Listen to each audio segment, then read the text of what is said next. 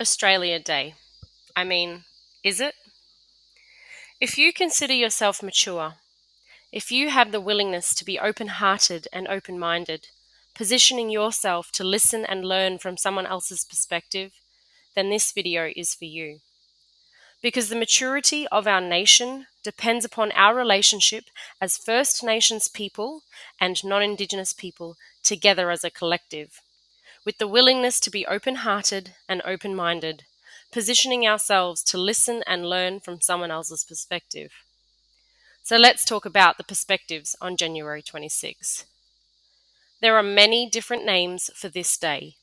It means different things to different people. What does it mean to you? Anniversary Day, First Landing Day, Foundation Day, which eventually became Australia Day.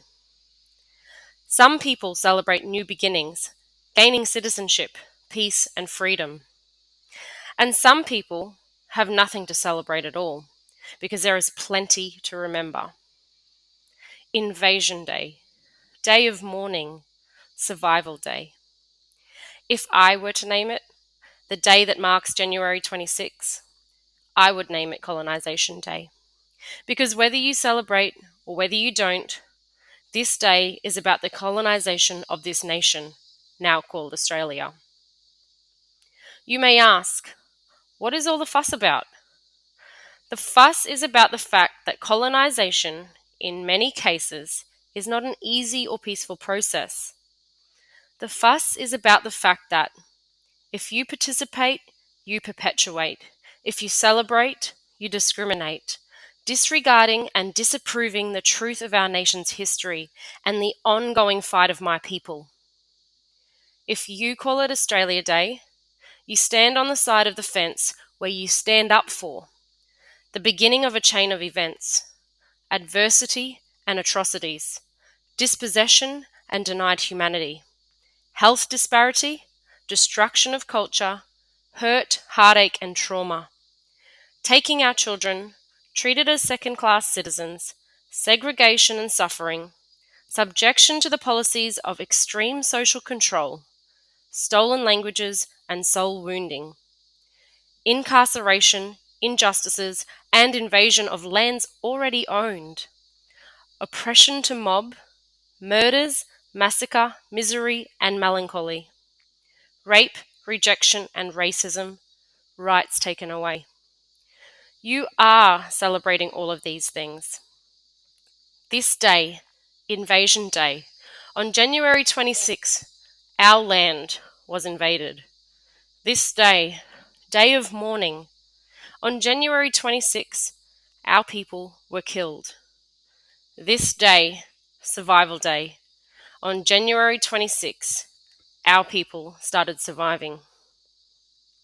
The memories of this history still lives in the people who are still here today. You personally may not be responsible for the past wrongs, but by celebrating this day as Australia Day, you are choosing to not write the future. If you choose to celebrate, you choose to exacerbate. You become the reminder of colonialism and that we as a nation still have far to go. As a country, we claim to be turning pages, yet we aren't even on the same page. Apparently, we share our dreams and sing with one voice. But if you stand for Australia Day, we are not standing together and we are not singing with one voice. This date, January 26, is insensitive, offensive, outdated, and obsolete. It divides us, not unites us. In the wise words of people who have gone before us, we hereby make protest against Australia Day and celebrations on January 26, and we appeal to the Australian nation of today to raise our First Nations people to full citizen status and equality within the community.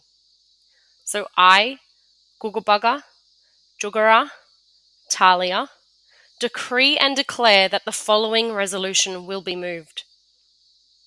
As an inclusive and united First Nations, British and multicultural Australian collective, we annually celebrate with one spirit on the 1st of January.